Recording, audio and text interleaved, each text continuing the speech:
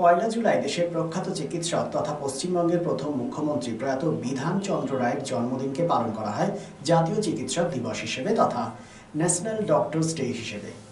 এই ডক্টরস ডেকে সামনে রেখে আমাদের প্রতিনিধি উপস্থিত হয়েছিলেন আসানসোল লাইফলাইন মাল্টি স্পেশালিটি হাসপাতালে। ডক্টরস ডে উপলক্ষে একটি একান্ত সাক্ষাৎকারে আমাদের মধ্যে উপস্থিত ছিলেন লাইফলাইন মাল্টি স্পেশালিটি হাসপাতালের কর্ণধার বিশিষ্ট চিকিৎসক এমডি ডক্টর জয়ন্ত ভট্টাচার্য।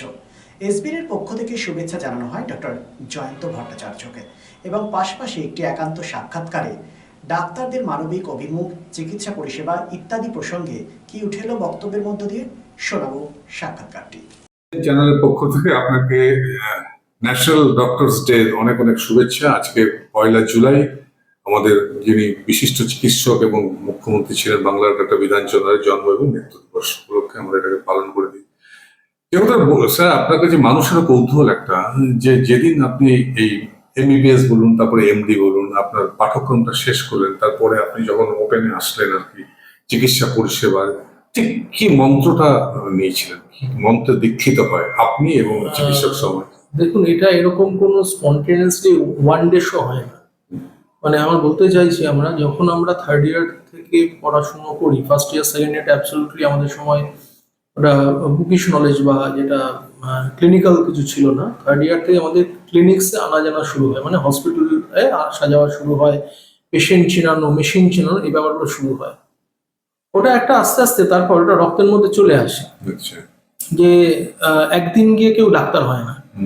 এই ডাক্তার হওয়াটা একটা দীর্ঘদিনের ক্রমাগত প্রক্রিয়া এবং পরিশ্রম এবং সাধনার ফল। এটা এরকম কোনো ঘটনা ঘটে না যে আজকে আপনি রাতে শুয়ে পড়লেন স্টুডেন্ট হয়ে, কালকে সকালে আপনি ঘুম থেকে উঠে আপনি ডাক্তার হয়ে গেলেন, হয় না। বছরের পর বছর, আমি বলছি না দিন নয়, মাস নয়, বছরের পর বছর নিরলসভাবে হসপিটালের ওয়ার্ডে পড়ে থেকে, আইসিইউ ওয়ার্ডে পড়ে থেকে যে অপারেশন থিয়েটারে যে অভিজ্ঞতা আমরা সঞ্চয় করি, সেটা নিয়ে আমাদের হয় পথ চলা।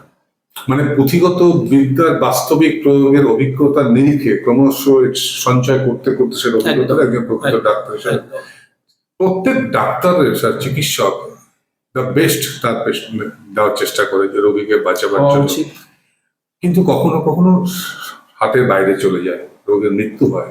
আমরা দেখি বিভিন্ন সময় তার পরিবারবর্গ বুঝতে চায় না যে কোথাও না কোথাও ওটা চিকিৎসকের গাফিলতি হয়েছে।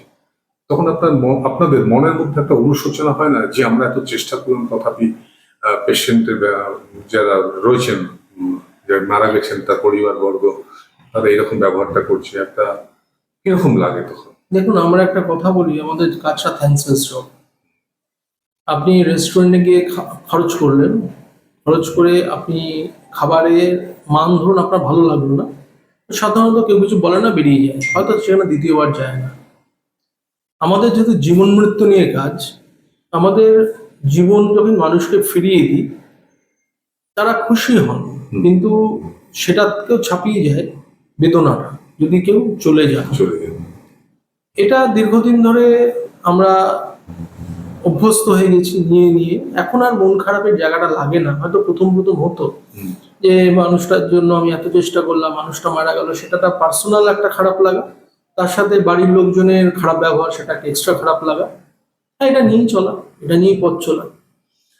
এবার একটু আপনার প্রসঙ্গে চলে আসি। আপনি নিরলস প্রচেষ্টার মধ্য দিয়ে এই দক্ষিণবঙ্গে একটা একদম অত্যাধুনিক মেশিন পত্র দিয়ে একটা লাইফলাইন মাল্টি স্পেশালিটি হসপিটাল তৈরি করেছেন 19 নম্বর জাতীয় সড়ক কালীপাড়ে, আসানসোলে। পথ চলা শুরু হয়েছে, নয় নয় করে আমরা প্রায় 2 বছর অতিক্রম করলাম। এখনো পর্যন্ত যে যে পরিষেবাগুলো আপনারা দিচ্ছেন, তার গুণগত যে মান, সেই মধ্যে পেশেন্টের অভিজ্ঞতার যদি শেয়ার করেন, তারা তো একটা ফিডব্যাক দিচ্ছে, আপনাদের যে ফর্ম থাকে তারা ফিডব্যাক দিচ্ছে। দেখুন, আবার একটা পুরনো কথা প্রসঙ্গ টেনে বলি যে যেহেতু আমাদের কাজটা পরিষেবা দেওয়া এবং সেই জীবন মৃত্যুর পরিষেবা একটা সন্ধিক্ষণে দাঁড়িয়ে আমরা দিই, তো এটায় স্যাটিসফ্যাকশন লেভেল 100 বলে কোনো মাপ হয় না। প্রত্যেকদিন আমাদের নতুন চ্যালেঞ্জের মুখে পড়তে হয়। আপনি এখানে আসার আগে আমি পেশেন্টের বাড়ির লোকের সাথে কথা বলছিলাম যে পেশেন্ট আপনার, সুতরাং আপনাকে আমি কিছু কথা বলছি সেগুলো মনে রাখতে হবে। আমি যদিও হয়তো এখানে অপারেশন ম্যানেজারকে বলে দেবো বা যতই বলে দিই, কালকে নতুন আর একটা ঢেউ আসবে, আর অ্যানাদার লট অফ পেশেন্টস। তো অনেক সময় যেটা হয়, পুরোনোটা একটু চাপা পড়ে যায়। তো বাড়ির লোককে সেটা খেয়াল রাখতে হবে। আমি 3-4টে পয়েন্ট করে লিখে দিলাম। কিন্তু আমি মনে করি যতই আমি এই অপারেশনসকে লিখে দিই, বলে দিই, না দিই, যার মা, যার বাবা, তাকেও তার খেয়ালটা রাখতে হবে যে ডাক্তারবাবু এই কথাগুলো বলেছেন, সুতরাং এইগুলো পালন করতে হবে, আমাদের দায়িত্বটা এতটা। এরকম কখনো হয় না যে সমস্ত দায়িত্ব বাড়ির লোক যারা আছেন তাদেরও কিন্তু তার যে আত্মীয় স্বজন যে অসুস্থ তার প্রতি খেয়াল রাখাটাও কিন্তু আমাদের সামাজিক কর্তব্য।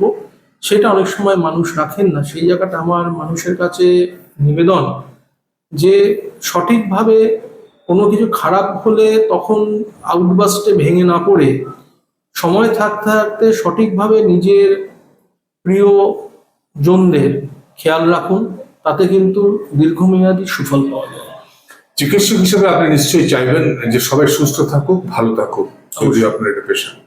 আর যদি আমরা এটাকে বলি যে কমপ্লিট সলিউশন ট্রিটমেন্টের ক্ষেত্রে, one route complete solution Lifeline multi speciality hospital, মানুষ আপনাকে জিজ্ঞাসা করবে যে আপনি বলছেন ওয়ান রুট সলিউশন কি, সে ছাদের নিচে, একই ছাদের নিচে কি কি আছে?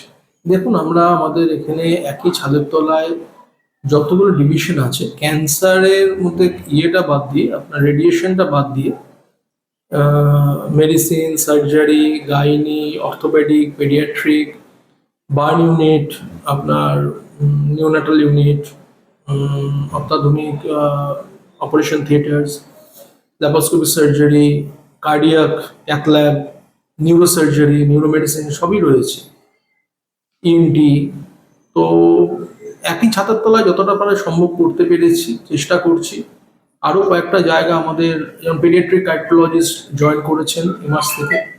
ইচ্ছা আছে আরও কয়েকটা জায়গাকে আমাদের এগিয়ে নিয়ে যাওয়ার, কারণ চিকিৎসা বিজ্ঞানটা এত বড় সমুদ্রের মতন যে এর ব্রাঞ্চেস আর ডিভিশনসের কোনো শেষ নেই। যদি আমরা মনে করি এই 6টা ডিভিশন করে ফেলে অনেক কিছু করলাম, না, এরকম নয়। 7টা না 600 ডিভিশন থাকতে পারে।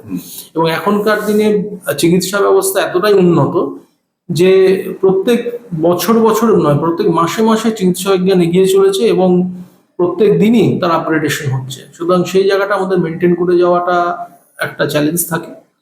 চেষ্টা করছি আপনাদের সবার আশীর্বাদে, উপরওয়ালার আশীর্বাদে সেই চ্যালেঞ্জটা গ্রহণ করার, তারপর উপরওয়ালা পথ দেখাবে। অনেক অনেক অসংখ্য ধন্যবাদ।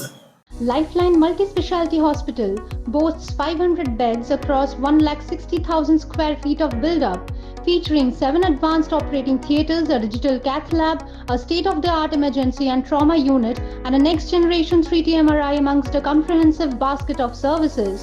Renowned super specialists from premier institutes deliver top-tier care, supported by digitalized, integrated healthcare for seamless coordination.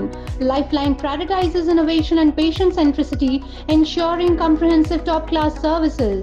So for premier medical treatment, visit Lifeline Multi-Speciality Hospital, Kalipahari, Asansol, NH2 District, Paschim Bardhaman, West Bengal.